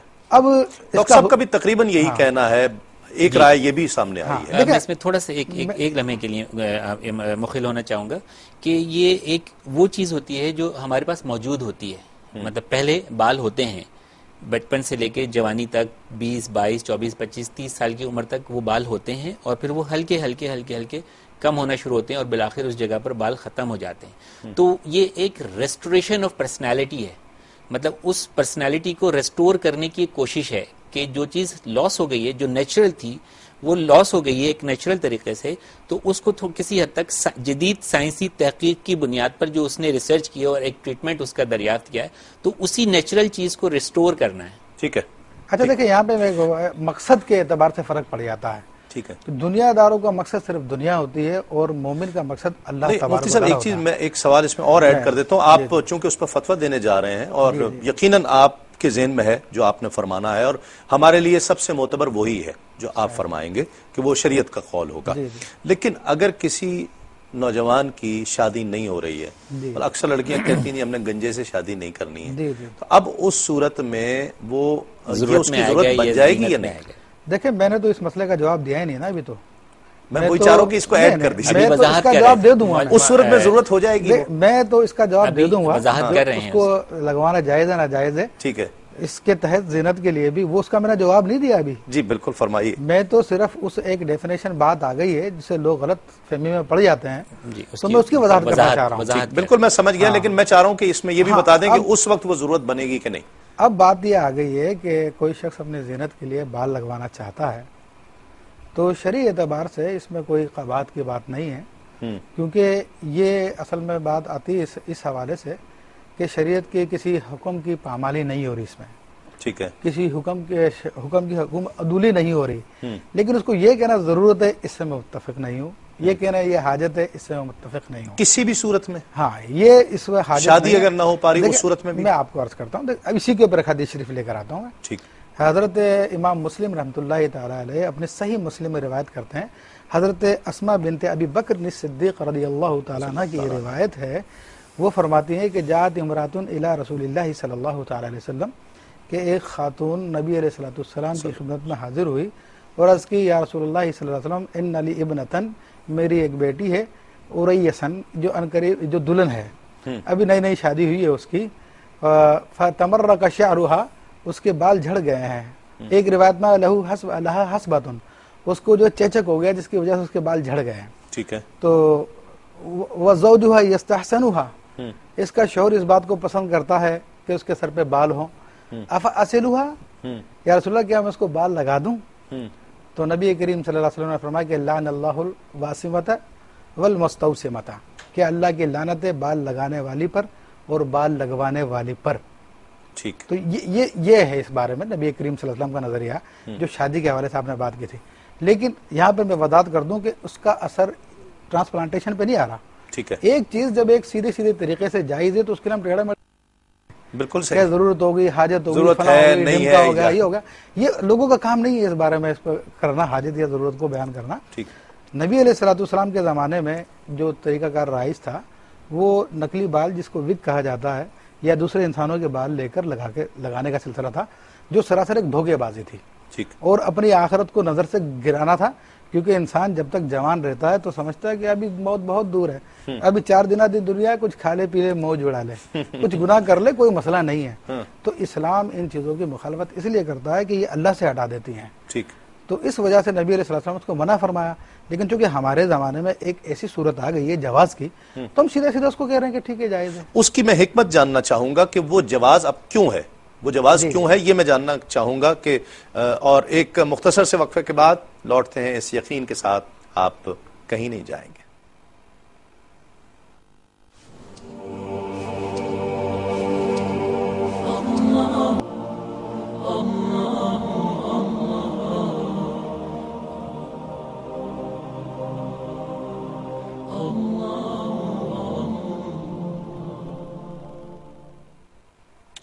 ناظرین خوش آمدید. سلامتی کا سفر تسلیم صابری کے ساتھ، اور وقفے سے پہلے بہت دلچسپ گفتگو ہیئر ٹرانسپلانٹیشن کے حوالے سے ہو رہی تھی. حکمت کیا ہے ہمیں واضح حکم کے بعد جو اس میں جواز ہے؟ دیکھیں اس کا واضح جواب میں نے 3 روایتیں ذکر کی اس حوالے سے. ایک تو یہ کہ خود نبی علیہ الصلوۃ والسلام کے عمل سے ثابت ہے کہ آپ نے نکلی ہوئی آنکھ واپس لگا دی. ٹھیک ہے. ٹھیک ہے. اور دوسرا یہ کہ کٹا ہوا بازو آپ نے پھر جوڑ دیا آپ علیہ الصلوۃ والسلام نے. پھر سیدنا علی کرم اللہ وجہ الکریم کا میں نے واقعہ بیان کیا کہ کٹے ہوئے ہاتھ کو خود ہی کاٹا تھا. ٹھیک. پھر بعد میں لیکن بال گوندنے والے پر جو لعنت بھیجی ہے وہ چیز لگی ہوئی ہے. ہاں وہ الگ سے پیوند کے الگ سے باندھے جاتے ہیں ٹھیک ہے. یا وگ لگائی جاتی ہے دوسرے لفظوں میں کہہ لیجئے. تو چونکہ اس میں انسان کی اصلیت نہیں ہے تو اس لیے وہ دھوکے بازی کا عنصر اس میں پایا جاتا ہے. ٹھیک. لیکن یہاں پہ جب ٹرانسپلانٹیشن کرا لے گا تو دھوکا تو نہیں ہے. ٹھیک ہے. حقیقت اس کے بال ہیں. یہ کچھ ڈاکٹر صاحب لائے ہیں، وگ ہے میرا خیال ہے. یہ آپ کے ہاں مجھے دکھائیے گا، یہ میں ناظرین کو بھی دکھاؤں کہ یہ کتنے طریقے سے لگتی ہے. ماشاء، یہ اوریجنل بال ہیں؟ نہیں، اس کو کہتے ہیں یہ لوگ اوریجنل. اچھا، یہ میڈیکل سے ریلیٹڈ نہیں ہے، یہ بھی میں واضح کروں کہ یہ نان سرجیکل یا non medical hair restoration procedure ہے، جس کا کسی حد تک مولانا صاحب نے جو ذکر کیا وہ ایک قدیم طریقے میں رائج تھا. یہ اس کی ایک موڈیفائڈ یا جدید شکل ہے جس میں ایک باریک سی جھلی ہے جو وگ ہی ہے. جی، یہ وگ کی ایک جدید شکل ہے جس کو ہیئر پیس بھی کہتے ہیں. جی ہاں. اس کے اندر کلپس بھی لگے ہوئے ہیں، اگر ناظرین دیکھ سکیں بہت قریب سے تو اس میں ایک باریک سی جھلی ہوتی ہے، باریک سی جھلی بھی ہے، کچھ ٹیپس بھی اس پر نظر آ رہی ہیں. میں اس کو واضح کرتا ہوں. یہ ٹیپس ہیں، یہ جو ہے یہ کلپس ہیں، 3 کلپ اس پر لگے ہوئے ہیں. اور یہ جو ہے اس کے اندر جھلی بھی ہے ایک، اور یہ ٹیپس ہیں. تو اس کو لگانے کے یہ اوپر سے اس کی شکل ہے، دیکھیں یہ اس طرح. تو اس کے لگانے کے کیا طریقے ہیں؟ جی بالکل، اس کے لگانے کے 3 طریقے ہیں. یہ تو دیکھ لیں کہ ان بالوں کے بارے میں کوئی صحیح نہیں ہے کہ یہ کس چیز کے بال ہیں، انسان کے بال ہیں یا سنتھیٹک بال ہیں یا کیا ہیں. ٹھیک ہے. کوئی مستند جو ہے وہ رائے موجود نہیں ہے. ٹھیک ہے. ٹھیک ہے. دوسرا میں نے واضح کیا کہ یہ بال لگانے کا نان میڈیکیٹڈ پروسیجر ہے جس کا میڈیکل سائنس سے کوئی تعلق نہیں ہے. ٹھیک ہے. ٹھیک ہے. اچھا، کچھ لوگ آتے ہیں یہ لگوانے کے لیے بھی؟ ہاں، لیکن یہ اس کے جو سینٹرز ہوتے ہیں وہ الگ ہوتے ہیں. جو باربرز ہوتے ہیں بیسیکلی یہ ان کی فیلڈ ہے، ان کا پروڈکٹ ہے. یہ اس کو فکس کرتے ہیں اور یہ سستا ہوگا اس کے مقابلے میں بہت زیادہ. انسٹنٹ ادھر آیا، ادھر آپ نے لگایا اور آپ جو ہے تو وہ لگا کے بس نیچے اتریں گے یا باہر نکلیں گے تو آپ کے سر پہ بال ہوں گے. ٹھیک ہے. ابھی آپ اندر آئے تھے تو آپ کے سر پہ بال نہیں تھے، بس آپ اس سیٹ اپ سے باہر نکلیں گے تو آپ کے سر پہ بال ہوں گے. لیکن ہوا آئے تو اڑ تو نہیں جاتی؟ نہیں، اس کے لگانے کے 3 طریقے ہیں کہ ایک تو یہ کلپ ہوتا ہے، کلپ کی مدد سے یہ بالوں کے ذریعے اس میں کس دیا جاتا ہے، ٹائٹ کر دیا جاتا ہے. اچھا. دوسرا میتھڈ یہ ہے کہ اس میں ٹیپ ہوتا ہے جو 2 سائیڈڈ چپکنے کی صلاحیت ہوتی ہے اس میں. ایک تو یہ اس وگ کے ساتھ چپکا ہوا ہوتا ہے، دوسرا جب یہ اس کو اس کے اوپر سے اتاریں گے تو یہ انسان کی جلد کے ساتھ چپک جائے گا. ٹھیک ہے. ان دونوں میتھڈ میں جس کو یہ بال لگائے جاتے ہیں وہ اس کو خود ہی اپنے ہاتھ سے اتار سکتا ہے اور لگا سکتا ہے. جب نہائے دھوئے گا اتار جی لے گا. بالکل. نہیں، اگر نہائے تو اس کے اندر جو جھلی ہے اس میں سے بھی پانی نکل کے سر کے اوپر چلا جاتا ہے. ٹھیک ہے. ٹھیک ہے. لیکن یقیناً جس جگہ پر یہ کلپ لگا ہوا ہے یا جس جگہ پر یہ ٹیپ لگا ہوا ہے تو پانی اس جگہ تک نہیں پہنچ پائے گا. تو میرا ذاتی نظریہ یا میری ذاتی رائے یہ ہے کہ اگر اس پر غسل واجب ہے تو اگر وہ لگے اس کو نہائے گا تو غسل نہیں ہوگا. ٹھیک ہے. کیونکہ اس جگہ پہ پانی نہیں، کیونکہ وہاں پہ بیچ میں ٹیپ آ گئی ہے. ٹیپ آ گئی ہے. ٹھیک ہے. تیسرا طریقہ یہ ہے کہ ایک خاص مسالے کی مدد سے اس کو پرماننٹ طور پہ جو ہے تو وہ فکس کر دیا جاتا ہے. جو مہینے لیکن ٹیپ بیچ میں رہتا ہے. نہیں، ٹیپ نہیں ہوتا، اس کا پھر ایک جھلی بانڈ رہتی ہوتا ہے. بانڈ ہوتا ہے، بانڈ کہتے ہیں اس کو، ایک مسالہ ہوتا ہے اور اس کو سائڈوں پہ لگا کے اور اس کو سر کے ساتھ مستقل طور پہ جو ہے تو وہ فکس کر دیا جاتا ہے. ٹھیک ہے. پھر اس صورت میں جس شخص کے یہ لگا ہوا ہے وہ خود اس کو نہیں نکال سکے گا، وہی ٹیکنیشین اس کو نکالے گا جس نے اس کو لگایا ہوگا. یہ اسی وہ لمبے عرصے کے لیے، ایک ماہ کے لیے لگا لیا، 2 ماہ 3 ماہ کے لیے جو تو وہ لگا سکتے. ٹھیک ہے. اب یہ کتنا % ہے استعمال اس کا؟ یہ بھی کافی لوگ جو ہے تو اس کو استعمال کرتے ہیں. اور اب جب سے کچھ جو ٹرانسپلانٹیشن نہیں کرا پاتا وہ یہ استعمال کرتا ہے. دیکھیں ایک حد میں تو کچھ عرصے پہلے تک جب تک ٹرانسپلانٹیشن اتنا زیادہ کامن نہیں تھا یا مطلب بہت زیادہ مہنگا تھا تو لوگ اس کی طرف بہت زیادہ متوجہ تھے، بہت رائج تھے. ٹھیک ہے. ٹھیک ہے. اور اس کو کرواتے تھے، بہت بڑی تعداد میں لوگ کرواتے تھے. لیکن اب کیونکہ ٹرانسپلانٹیشن کے ریزلٹس جو ہیں وہ لوگوں کے سامنے ہیں، مولانا صاحب نے بڑے واضح الفاظ میں آج بھی بتا دیا اور اس سے پہلے بھی جو ہیں تو وہ کئی مفتی حضرات جو ہیں تو وہ بتاتے رہے ہیں کہ جواز کے لیے کہ نیچرل ہیئر ٹرانسپلانٹیشن جس میں آپ کے اپنے ہی بال آپ کے اپنے سر پہ نکال کے ایک جگہ سے دوسری جگہ لگا دی جائیں، وہ شرعن جو ہے وہ بالکل جائز ہے. ٹھیک ہے. تو اب اس کا رجحان جی لیکن تو گویا اب اس کا رجحان جو ہے وہ ڈے بائی ڈے جو ہے تو وہ کم ہوتا چلا جا رہا ہے. ٹھیک ہے. پلس یہ کہ بہت سے شعبے ایسے ہیں کہ جو یہ وہ نہیں لگا سکتے، جیسے باہر کام کرنے والا آدمی ہے جو دھوپ میں یا ڈسٹ میں غبار میں موٹر سائیکل پہ جو اس کو بہت اچھا مینیج نہیں کر سکتا. ٹھیک ہے. جو آفس بیئرنگ لوگ ہیں یا شوبز سے ریلیٹڈ لوگ ہیں وہ اس کو بہت اچھی طرح سے مینیج کر سکتے ہیں، اور طرح طرح کے کر سکتے ہیں چونکہ جو بھی ڈیزائن بنائیں کے ساتھ آ جائے گی، بڑے ہیں چھوٹے ہیں. اس کی جو حیثیت ہے اس کا تعین جو ہے تو وہ مفتی صاحب کیا کہتے ہیں؟ دیکھیں اس کے حوالے سے تو ایک حدیث شریف میں آلریڈی پڑھ چکا ہوں کہ نبی کریم صلی اللہ علیہ وسلم کی حدیث شریف میں واضح لفظ آیا کہ لعن اللہ الواصلۃ والمستوصلۃ، اور ایک روایت میں آیا کہ لعن اللہ الواسمۃ والمستوصمۃ واصلۃ والمستوصلۃ والواشمۃ والمستوشمۃ والنامسۃ والمتنمسۃ والمفلجات للحسن مغیرات لخلق اللہ، کہ اللہ کی لعنت ہے بال لگانے والی پر، بال لگوانے والی پر، اور گودنے والے پر، گدوانے والے پر، ٹیٹوز جو لگاتے ہیں بناتے ہیں لوگ. ہاں وہ ٹیٹوز بھی بہت آج کل فیشن. تو اس کے علاوہ فرمایا کہ اور حسن کے لیے دانتوں میں کھڑکیاں بنوانے والے پر، کشادگی پیدا کروانے والے پہ، جو اللہ کی خلقت کو تبدیل کرتے ہیں، ان پہ اللہ کی لعنت ہے. تو 3-4 چیزیں آ گئی اس میں جو میں نے ڈسکس کرنی ہے. اب اس وگ کے حوالے سے خاص طور پر اس کے بارے میں نے دیکھا کہ صحابہ کرام کے 2 نظریے ہیں. صحابہ کرام رضوان اللہ علیہ مجمعین کا اس بات کا تو بہرحال یہ کہ انسانی بالوں کو نہیں استعمال کیا جا سکتا اس کام کے لیے. اچھا، انسان کے بال نہیں استعمال ہو ہاں، یہ تو فقہاء متفق ہے اس بات پہ سب. ٹھیک ہے. جی. اس کے بعد یہ آتی ہے کہ اب کیا دوسرے بال جو غیر انسانی ہو ان کو استعمال کیا جا سکتا نہیں کیا جا سکتا. تو حضرت امیر معاویہ رضی اللہ تعالیٰ عنہ کا یہ نظریہ ہے، اور جس سے بعض دیگر صحابہ ہیں کہ باقاعدہ وہ ممبر مسجد نبوی کے ممبر پہ تشریف فرما ہوئے اور آپ نے اپنے ہاتھوں میں بالوں کا گچھا لے کے فرمایا یہ چٹلا جو تم لوگ لگانے لگے ہو یہ منع ہے. آپ نے واضح لفظوں میں اس کو بیان فرمایا. تو اسی طرح پھر ایک شخص آیا جس کی لاٹھی پہ جو اس طرح سے بالوں کا پھندنا لگا ہوا تھا، تو آپ نے فرمایا ہاں یہ چیز یہ لگوانا ناجائز ہے. جبکہ اس کے مقابلے میں ام المومنین حضرت عائشہ صدیقہ رضی اللہ تعالیٰ کا نظریہ یہ ہے کہ بالوں میں اگر اون وغیرہ لگا لی جائے تو اس میں حرج نہیں ہے. وہ کیا ہے؟ اون جو اچھا اون، ہاں جی نہیں غیر انسانی بات. ہاں ٹھیک. تو یہ سنتھیٹک کی بات، یعنی اون جو اس زمانے میں ہوا کرتی تھی وہ انہوں نے ارشاد فرمایا. تو اس کی وجہ بھی کیا ہے، اس کی وجہ میں عرض کر دیتا ہوں. عالمگیری میں بھی جزیہ موجود ہے کہ اگر کوئی اپنے بالوں کے اندر پیوند کرے، یعنی پیوند سے مراد یہ بالوں میں اضافہ کرنے کے لیے، گھنا ظاہر کرنے کے لیے اگر اونٹ کے بال یا کوئی اور جانور کے بال استعمال کرتا ہے تو جائز ہے. ٹھیک ہے. یہ عالمگیری میں بیان ہوا. تو اس کے اندر دیکھیں اصل چیز جو فقہاء کرام نے اجازت دی ہے وہ ایسے بالوں کی اجازت دی ہے جس سے دھوکے کا عنصر نہ آئے. لوگوں کے اوپر سر پہ بال نہیں ہے لیکن دکھانے کے لیے وگ استعمال کر لیے یا ایسے بال استعمال کر لیے تو اس کے اوپر رسول اللہ صلی اللہ علیہ وسلم کی لعنت آئی ہے بہرحال. ٹھیک، تو پھر یہ جائز نہ ہوا. ہاں یہ جائز نہیں ہے. یہ کسی بھی طرح جو 3 طریقے ڈاکٹر صاحب نے بتائے ہیں تینوں طریقے سے جائز نہیں ہوا. جائز نہیں ہے. ٹھیک. اچھا اس کے ساتھ ساتھ پھر جو ڈائنگ بالوں کو کلر کیا جاتا ہے یہ جائز ہے؟ دیکھیں بالوں کو ڈائی کرنے کے حوالے سے جس کو عربی میں خضاب لگانا کہتے ہیں. ہمارے ایک وضاحت میں کر دوں کہ اردو زبان میں تو خضاب کا جب ہم نام لیتے ہیں تو کالا رنگ ذہن میں آتا ہے. ٹھیک ہے. لیکن عربی زبان میں خضاب سے مراد مطلقاً رنگ لگانا ہے. ٹھیک ہے. تو اس میں نبی کریم صلی اللہ اب رنگ بھی 2 قسم کے ہیں. ایک تو وہ باقاعدہ ان کی جلد ہوتی ہے جو جسم پہ باقاعدہ بالوں کو گھیر لیتے ہیں تو وہ تو جائز نہیں ہے چاہے کسی بھی رنگ کا ہو. اور ایک وہ ہیں جو کہ صرف رنگ چھوڑ جاتے ہیں باقی جسم کے اوپر اور کوئی ان کا جرم نہیں ہوتا. بالوں پہ جرم نہیں ہوتا. تو اس حوالے سے ایک کالا رنگ ہے. کالے رنگ کے بارے میں نبی کریم صلی اللہ علیہ وسلم کے جو احادیث ہیں ان میں نبی علیہ السلام نے منع فرمایا.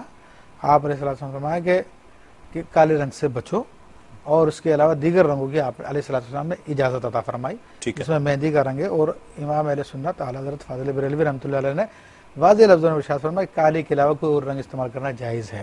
ٹھیک ہے. تو اس کی شریعت محترمہ میں اتنی اجازت آتی ہے. اور کالے کے بارے میں مہندی تو بلکہ سنت ہے. کالے کے بارے میں میں عرض کر دوں کیونکہ بعض علماء اس نظر کے قائل ہے کہ ضرورت کے تحت کالا رنگ لگایا جا سکتا ہے. ٹھیک ہے. تو اس میں ایک بڑی تعداد ہے علماء کی تو ان کا بھی نظریہ میں بیان کر دوں. لیکن ہمارے نزدیک جو پسندیدہ نظریہ ہے وہ احادیث کے جو عین مطابق ہے بغیر تعویل کے وہ یہ کہ کالے سے بچنے کا حکم دیا نبی کریم صلی اللہ علیہ وسلم نے. ٹھیک ہے. تو گویا یہ کروایا جا سکتا ہے کلر کا. جو بال عورتیں کٹواتی ہیں اس کے لیے کیا یہ تو لگوانے کا ہوا نا؟ جو عورتیں بال کٹواتی ہیں اس کا کیا حکم ہے؟ اچھا اس کے بارے میں میرا لوگ بڑے حساس بھی ہیں اور بعض خواتین بہت احتیاط بھی کرتی ہیں. عموماً بالوں کے آخر میں نوکیں نکل آتی ہیں تو بعض متقی خواتین کو میں نے دیکھا کہ وہ ان نوکوں کو بھی نہیں کاٹتی جب تک کہ پوچھ نہ لیں خیریت کا حکم کیا. تو اس میں علامہ شامی رحمۃ اللہ علیہ نے جو بیان فرمایا اس سے یہ وضاحت ہے کہ اگر خاتون اپنے بال اس قدر کاٹے کہ جس سے اس کے یعنی مرد و عورت میں مشابہت نہ پیدا ہو تو جائز ہے. یعنی اس کے بال اگر اس کے کاندھوں سے نیچے تک رہیں اور اس کے بعد بھلے کاٹ لے وہ تو اس کے لیے جائز ہے اتنے بال کاٹنا. ٹھیک ہے.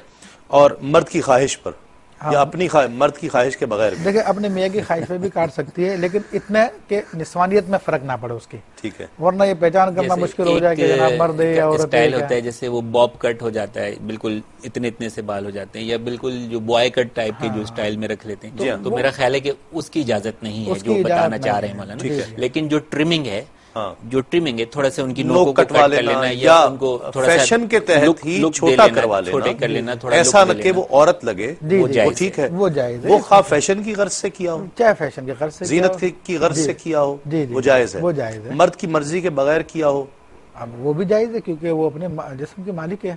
جائز کام ہے اس کے لیے. شوہر کی مرضی کے بغیر شوہر کے حقوق میں اس میں کوئی حقوق دست درازی بھی نہیں ہوتی.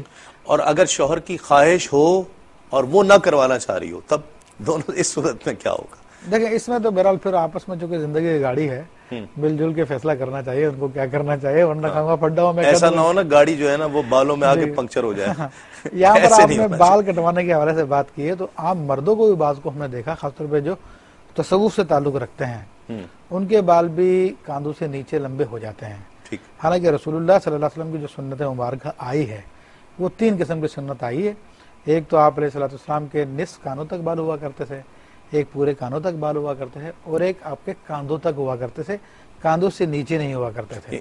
یہ شولڈر سے نیچے نہیں آنے چاہیے, شولڈر سے نیچے نہیں آنا چاہیے. اس کے لیے فقہاء نے فرمایا کہ اگر شولڈر سے نیچے آئے گا تو وہ عورتوں سے مشابہت ہے اور عورتوں سے مشابہت کرنا حرام ہے. ٹھیک ہے. اچھا اس کے علاوہ جو خواتین جن کے چہروں پر یا جسم پر بال آ جاتے ہیں تو وہ 2 طریقے کروائے جاتے ہیں, ایک تو ختم کروائے جاتے ہیں, ایک تو ویکسنگ ہوتی ہے اور دوسرا تھریڈنگ ہوتی ہے, یعنی چہرے پر سے بال جو ہے وہ اتار دیے جاتے ہیں. اچھا کچھ لوگوں کا میڈیکل ٹریٹمنٹ بھی ہوتا ہے اس میں جس کو ہم لیزر ہیئر ریموول کہتے ہیں. وہ کیسے ہوتا ہے؟ وہ ایک شعائیں ہوتی ہیں, مشین ہوتی ہے اور اس میں سے خاص قسم کی شعائیں جنریٹ ہوتی ہیں اور اس حصے پہ جہاں پہ بال ہوتے ہیں وہ شعائیں اس حصے پہ لگائی جاتی ہیں تو وہ شعائیں جو بال کی جڑ ہوتی ہے اس کو ڈسٹرائے کر دیتی ہیں, جلاتی ہیں اس جڑ کو, بال کو نہیں جلاتی. اچھا، بال کی جو روٹ ہوتی ہے اس کو بنجر کر دیتی ہیں، اس کو ڈسٹرائے کر دیتی ہیں، تو پھر وہ بال وہاں نہیں اگتا، اس سے وہ بال گرو نہیں ہوتے پھر. اچھا جی، لیکن یہ انڈیکیٹڈ ہے ایسے بالوں کے لیے جو خواتین کے چہروں پر مردوں کی طرح بال آ جائیں. کچھ بیماریاں ایسی ہوتی ہیں خواتین میں، ہارمونل چینجز ایسی ہوتی ہیں، یا بعض اوقات ہیریڈیٹی ہوتا ہے اور بعض اوقات بغیر کسی وجہ کے ہوتا ہے کہ ان کے چہروں پر یعنی کہ مونچھوں کی جگہ پر اور یہ شیو کی جگہ پر، داڑھی کی جگہ پر بالکل مردوں کے جیسے بال آ جاتے ہیں. تو ویکسنگ اور تھریڈنگ بھی اس میں ہوتی رہی ہے اور ایک زمانے تک ہوتی رہی تھی، لیکن اب جدید سائنس نے اس کا حل جو ہے وہ لیزر ٹریٹمنٹ کی شکل میں دریافت کیا ہے. اور لیزر اس کو کتنا عرصہ ہوا؟ 2-3 تقریباً 11 سال سے تو میں کہہ رہا ہوں. اچھا پھر بال اس جگہ پر بالکل نہیں آتے؟ اس کے کچھ سیشنز ہوتے ہیں، 6-8 سیشنز ہوتے ہیں، اور پھر گریجولی وہ بال جو ہیں وہ ختم ہو جاتے ہیں یا تقریباً وہ جو نارمل رواں ہوتا ہے اس کے اندر کنورٹ ہو جاتے ہیں. ٹھیک. اچھا اب دیکھیے یہ بڑا دلچسپ مسئلہ آ گیا، یعنی ہارمون وہی بیماری جو مرد کو لگتی ہے اور اس کے بال جھڑ جاتے ہیں، تقریباً اسی بیماری کو کہہ لیں کہ وہ عورت میں اس کا ظاہر ہونا اس طرح سے ہوتا ہے کہ اس کو بال آنا شروع ہو جاتے ہیں ہارمون کی کمی کی وجہ سے. کیا ہوگا؟ دیکھیں اس میں خواتین میں وہ ہارمون مرد والے ہارمون بڑھ جاتے ہیں، بالکل صحیح، تو اس کی وجہ سے یہ معاملہ ہو جاتا ہے. بالکل صحیح. حدیث شریف جو میں نے ابھی پڑھی تھی اس میں نامستہ والمتنمستہ کا لفظ آیا کہ بالوں کو نوچنے والی اور نچوانے والیوں پہ اللہ کی لعنت ہے. ٹھیک. تو یہاں پر میں ایک وضاحت کر دوں کہ ہر قسم کے بالوں کے بارے میں یہ حدیث شریف نہیں ہے. ڈاکٹر صاحب نے جو بات بتائی ہے کہ بیماری کی وجہ سے یا کسی بھی وجہ سے اگر داڑھی ابھی تک صرف چہرے کی بات ہو رہی ہے، جی ہاں، چہرے سے، تو داڑھی مونچھوں کے بال نکل آئے تو چہرے سے متعلق حدیث شریف ہے. تو داڑھی مونچھ کے بال نکل آئے تو بہرحال اس کو بالکل صاف کریں گے، چاہے تھریڈنگ کے ذریعے کریں، چاہے ویکسنگ کے ذریعے کریں، چاہے لیزر ٹریٹمنٹ کریں، اس میں کوئی حرج نہیں ہے شرعی طور پہ. اچھا کچھ عورتیں ریزر بھی استعمال کرتی ہیں؟ جی بالکل، اور مغرب میں تو کافی کامن ہے، لیکن ہماری سوسائٹی میں خواتین ریزر کا استعمال کرنا معیوب سمجھتی ہیں. اور ایک کنسیپٹ یہ بھی ہے خواتین میں، حالانکہ میڈیکل سائنس اس کی وضاحت نہیں کرتی، اس کو پروف نہیں کرتی کہ اگر ریزر استعمال کر لیا جائے تو پھر بال مزید موٹے ہو جاتے ہیں یا اور موٹے نکلنا شروع ہو جاتے ہیں. بات ٹھیک ہے؟ نہیں، میڈیکل سائنس سے یہ بات ثابت نہیں ہے. یا یہ بھی کنسیپٹ ہے کہ جس جگہ پھر وہ ریزر لگتا ہے اس جگہ پر بھی بال گرو کرنا شروع ہو جاتے ہیں. تو یہ کنسیپٹ ہے جو کہ مس کنسپشن ہے، میڈیکل میں اس کی کوئی ڈیفینیشن موجود اچھا نہیں. تو ہم تو سمجھتے ہیں کہ چھوٹا بچہ ہے اس کے جو ہے نا کچھ جگہوں پر بال نہیں ہے تو زیادہ ٹینڈ کرواتے رہو تاکہ جو ہے نا اس طرح بال. میڈیکل سائنس میں اس کا کوئی پروف نہیں ہے. اچھا لوجیکل تو ہے یہ بات لوجیکل اس اعتبار سے ہے کہ اس کے خلیات وغیرہ کے اندر جب تحریک پیدا ہوگی وہ اس کے پھر دوسرے میتھڈ ہیں، اس کے دوسرے میتھڈ ہیں، یہ ریزر نہیں ہے، صرف ریزر نہیں. وہ خلیات کی تحریک کی جو بات کر رہے ہیں اس کے لیے جو لیٹسٹ ٹریٹمنٹ ہے اس کو ہم ڈرما رولر کہتے ہیں. ایک چھوٹا سا رولر ہوتا ہے اور اس میں بہت باریک باریک چھوٹی چھوٹی سی نیڈلز ہوتی ہیں، اور اس خلیات میں تحریک پیدا کرنے کے لیے وہ رولر جو ہے تو اس حصے پر چلایا جاتا ہے، جیسے ایک بنجر زمین میں ہل چلایا جاتا ہے، بالکل اسی طرح جہاں جس حصے پہ بال ختم ہو جاتے ہیں یا بال نہیں ہوتے ہیں یا ان کو بڑھانا مقصود ہوتا ہے تو وہ رولر اس حصے پہ چلایا جاتا ہے اور کچھ دوائیں اس کے ذریعے اندر پیوست کی جاتی ہیں. تو اس ٹریٹمنٹ کی بدولت جو ہے اس حصے سے بال جو ہیں وہ زیادہ بہتر نکلتے ہیں اور تیزی سے نکلتے ہیں اور موٹے نکلتے ہیں. عورت ریزر استعمال کرے تو بھی ٹھیک ہے چہرے پہ؟ دیکھیں اس کے حوالے سے عورت کے لیے فقہاء کرام نے وضاحت کے ساتھ بیان فرمایا کہ خواتین کے لیے ریزر استعمال کرنا مکروہ ہے. مکروہ ہے؟ جی ہاں مکروہ ہے. ٹھیک ہے. اسے ناپسند کیا گیا؟ تنزیہی ہے؟ دیکھیں اس کے حوالے سے تو بہرحال میرے نظر میں نہیں ہے، یقیناً تنزیہ ہوگا اس میں. لیکن میرا اپنا ذاتی مشاہدہ یہ ہے being related with this field کہ ہمارے سوسائٹی میں خواتین ریزر استعمال کرنا خود بھی اچھا نہیں سمجھتی، نہیں کرتی. اور جب تک لیکن 11-12 سال پہلے تک جب تک یہ ساری جدید چیزیں نہیں آئی تھی تو اس وقت تک تو کرتی ہوں. ہو سکتا ہے اس میں بھی دیکھیں ریزر کا استعمال تقریباً ہمارے یہاں پہ معیوب ہی سمجھا جاتا رہا شروع سے ہی. آج کل جو کہ ہمارے پہ میڈیا کی وجہ سے غیر لوگوں کے کلچر کو اپنانے کی عادت پڑ گئی ہے تو اس وجہ سے شاید کچھ لوگ استعمال کرنا چاہتے ہیں، ورنہ عموماً خواتین کے اندر یہ نظریہ ہے. تھوڑا سا ایڈیشن کریں، مولانا صاحب نے بتایا کہ بالوں کو نوچنا یا نچوانا جو ہے وہ جی میں اس کا ذکر کرتا ہوں. وہ تھریڈنگ اور ویکسنگ تو وہ نوچنے کے اس میں آتی ہے، پلکنگ کرنے کے اس میں آتی ہے، ٹھیک ہے. لیکن جو لیزر ٹریٹمنٹ ہے وہ نوچنے یا پلکنگ کی اس میں نہیں آتا، کیونکہ وہ صرف یہاں رکھ کے ایک روشنی اس کو دی جاتی ہے اور وہ روشنی اس روٹس میں جا کے اس کو ڈسٹرائے کر دیتی ہے، بال خود ہی کچھ عرصے کے بعد گر جاتا ہے. لیکن میں اس کی وضاحت کر چکا ہوں کہ یہاں پر نوچنے اور نچوانے سے مراد وہ بال نہیں ہے جو بیماری کی وجہ سے نکل آتے ہیں. ٹھیک ہے، وہ تو میں نے بتایا کہ آپ جس طریقے سے بھی اس کو دور کر لیں جائز ہے. خاص طور پہ جو مرد بھی تھریڈنگ کر سکتا ہے، اس میں حرج نہیں ہے، ٹھیک ہے، کوئی گناہ نہیں ہے. خاص طور پہ جو حدیث شریف میں اشارہ کیا گیا ہے وہ عام طور پر خواتین اپنے ابروؤں کو کمان بنانے کے لیے بالوں کو نچواتی ہیں، تو اس کے لیے جو خاص طور پہ حکم دیا گیا ہے کہ یہ جائز نہیں ہے۔ اچھا، اس کے اندر فقہاء نے وضاحت یہ کی ہے، علامہ شامی رحمۃ اللہ تعالی علیہ نے رد المختار میں اس بات کی وضاحت کی ہے کہ اگر خاتون اپنے شوہر کے لیے اپنے ابروؤں کو بناتی ہے تو وہ اس کے لیے جائز ہے۔ ٹھیک، وہ لیکن واضح حکم تو آ رہا ہے کہ سرکار نے فرمایا کہ اس پر لعنت ہے۔ ہاں، وہ اسی حدیث شریف کو لے کر، کیونکہ حدیث کی جو تشریح ہوتی ہے وہ فقہ کرام تمام باتوں کو مد نظر رکھتے ہوئے کرتے ہیں۔ ٹھیک ہے، تو البتہ کنواری جو لڑکیاں ہیں ان کے لیے ناجائز ہوگا۔ اچھا، ہاں، کیونکہ وہ غیر مردوں کے لیے زینت کریں گے، اس کا مطلب۔ ٹھیک ہے، یعنی اگر اضافی بال ہیں ان کو ہٹانا تو جائز ہے، جی، لیکن اگر زینت کے لیے خوبصورت ہیں لیکن اسے مزید کہیں کہ جی میں ایسے کروں اور ایسے کر لوں تو زیادہ اچھا لگے۔ مولانا صاحب نے بھی کہا تھا کہ اس کو ہم کہتے ہیں آرچ بنوانا، کمان میں نے بتایا، کمان کا جو لفظ استعمال کیا تھا نا، تو وہ ایک آرچ شیپ میں اگر اس کی وضاحت ہو رہی ہے وہ حدیث سے، ابروؤں کو پتلا کرتے ہیں، حسین اس پر بننے کے لیے۔ لعنت ہے۔ ہاں، اس پہ لعنت ہے۔ وہ جو غیر شادی شدہ وہ کرے یا غیر مردوں کے لیے کرتی ہے اس پہ لعنت ہے۔ ٹھیک، کوئی اپنے میاں کے لیے کرتی ہے تو اس کی فقہاء نے اجازت دی ہے۔ نہیں، میں اس کی شرح کو سمجھنا چاہتا ہوں کیسے، مطلب جب ایک واضح الفاظ جو ہیں وہ لعنت کے آ رہے ہیں جی، تو فقہاء کرام نے کن بنیادوں پر اس کا فیصلہ کیا کہ عورت کے لیے جائز ہوگا؟ اچھا دیکھیں، اس میں ایک حدیث شریف کے ذریعے بات نہیں ہوتی، شریعت مطالعہ کے دیگر مقاصد کو مد نظر رکھا جاتا ہے۔ ٹھیک ہے، یقیناً، اور فی نفس ہی یہ بالوں کو نوچنا اس میں کوئی بری بات نہیں ہے، ٹھیک، فی نفسی اس میں کوئی بری بات نہیں ہے، لیکن نبی کریم صلی اللہ تعالی علیہ وسلم نے جو منع فرمایا اس کے لیے، ٹھیک۔ اچھا، اس کوئی کی حکمت کو مد نظر رکھا جائے گا۔ عام ہو جانے کی وجہ سے بھی اس کے جواز کے لیے فقہاء کہہ دیتے ہیں کہ چونکہ عام بہت ہو گیا ہے تو اب وہ اسے بلوہ عام کہتے ہیں، اسے الفاظ کیا کہتے ہیں؟ اس کے اندر عموم بلوہ جو ہے، عموم بلوہ، ہاں، نہیں، اس کے میں وضاحت کر دوں کہ عموم بلوہ کے بھی اصول ہیں۔ اگر کسی مسئلے کے بارے میں رسول اللہ صلی اللہ علیہ وسلم کی نص وارد ہو جائے یا قرآن مجید کی نص وارد ہو جائے تو عموم بلوہ جو ہے اس کو ختم نہیں کر سکتا۔ ٹھیک ہے، مثلاً نص کی صورت میں، ہاں، جیسے کہ سود ہے، اب بہت عام ہے، ہاں، لیکن اسے جواز نہیں کیا جا سکتا، جواز جائز نہیں کیا جا سکتا۔ ٹھیک ہے، تو ہاں، البتہ اتنا ضرور ہوتا ہے کہ عموم بلوہ کی وجہ سے نص کی تخصیص کر دی جاتی ہے۔ ٹھیک، ایک عموم اس میں پایا جاتا تھا، جس طرح کہ نبی کریم صلی اللہ علیہ وسلم نے فرمایا کہ ایک مثال میں آپ کو دیتا ہوں، نہا رسول اللہ صلی اللہ علیہ وسلم ان قفیز الطحانی، کہ نبی کریم صلی اللہ علیہ وسلم نے چکی کے اس کے پیپے کے لیے منع فرمایا، چکی کے برتن والے کے لیے منع فرمایا۔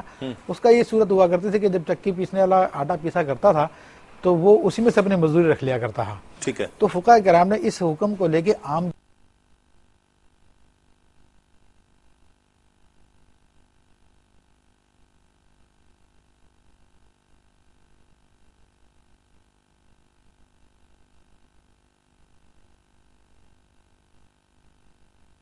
کی وجہ سے ایجاد دی جائے گی۔ ٹھیک، اسی طرح کسی حدیث میں کوئی ایسا معاملہ جو عموم کے طور پہ ہوتا ہے لیکن اگر وہاں پر کوئی تخصیص کی وجہ پائی جاتی ہے تو امت کو مشکل سے بچانے کے لیے پھر اس میں تخصیص کرنا جائے گا۔ اچھا، میری اس میں ایک سوال ہے ایک طالب علم کی حیثیت سے کہ ایک عام تاثر، آپ چاہیں تو اب وقت چونکہ بہت کم ہے اور اگر اس میں تفصیلی گفتگو ہو تو ہم اس کو اگلے پروگرام کے لیے چھوڑ دیں کہ آپ تو اس پروگرام کی انشاءاللہ رونق رہیں گے کہ یہ تمام سیریز جو ہے وہ آپ کے ہی انشاءاللہ ساتھ میں چاہوں گا کہ اسے مکمل کیا جائے، چونکہ انشاءاللہ ناظرین کرام آگے آنے والے پروگرامز میں ہم انشاءاللہ باقی جتنی ٹرانسپلانٹیشن ہے، جتنی سرجریز ہیں، بلڈ ڈونیشن ہے، بلڈ کو بیچنا ہے، گردے بیچنا ہے، گردے کو خریدنا ہے، بلڈ کو سٹور کرنا ہے، یہ تمام چیزیں انشاءاللہ آئیں گی اور پھر اس کے بعد پوسٹ مارٹم بھی ہوگا، پوسٹ مارٹم کا ذکر ہوگا۔ اچھا، اور پھر اس کے بعد جو ہے جتنی مرنے کے بعد لوگوں کو عطیات کر دینے والی چیزیں ہیں کہ ہم آنکھ کو لے جا کر کیا کریں گے، ہم آنکھ عطیہ کر دیں گے، اسے انسانیت کی خدمت سمجھا جاتا ہے، تو کیا شریعت بھی اسے انسانیت کی خدمت قرار دیتی ہے یا نہیں دیتی؟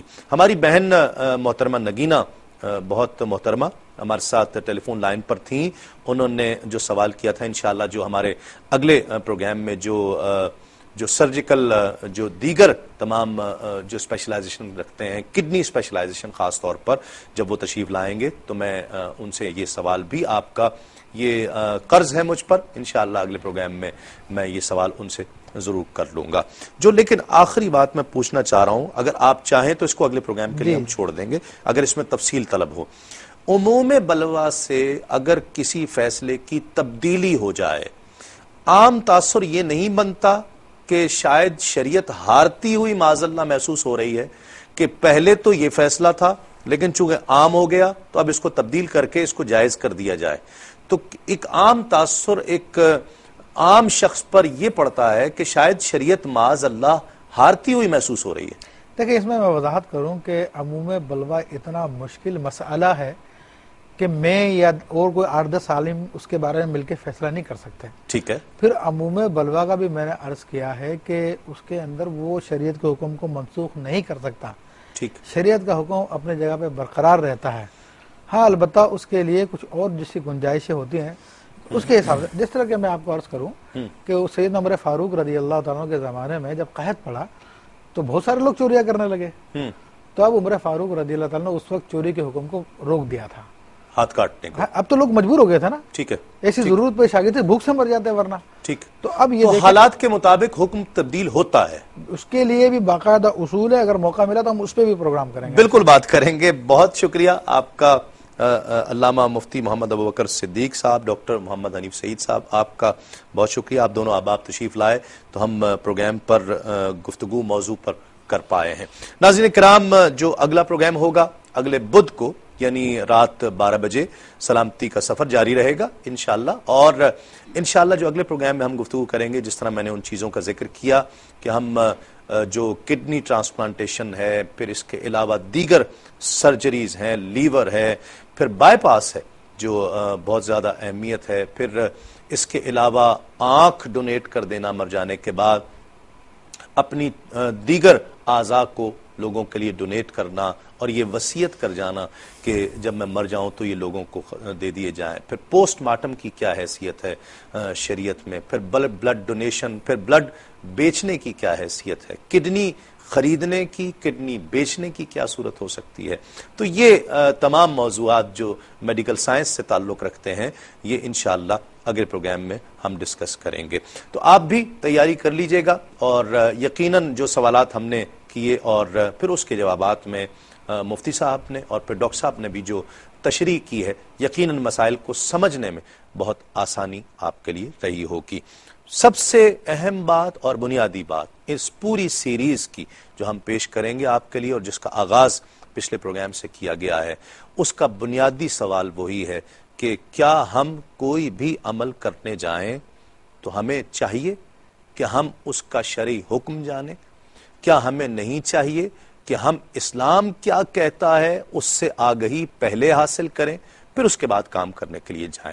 تو اس پوری سیریز کا بنیادی مقصد یہی ہے کہ ہم کسی بھی کام کو، وہ کام میڈیکل سے تعلق رکھتا ہے، ہم کسی علاج کے لیے جا رہے ہیں، ہم پیسہ کہیں انویسٹ کرنے کے لیے جا رہے ہیں، ہم کسی بینک میں جا رہے ہیں، ہم کوئی کار خریدنے جا رہے ہیں، ایون ہم کوئی جوتا خریدنے جا رہے ہیں، تو ہمیں معلوم ہونا چاہیے کہ اس حوالے سے شریعت کیا کہتی ہے. یہ اس پروگرام بلکہ اس پوری سیریز کا بنیادی مقصد ہے.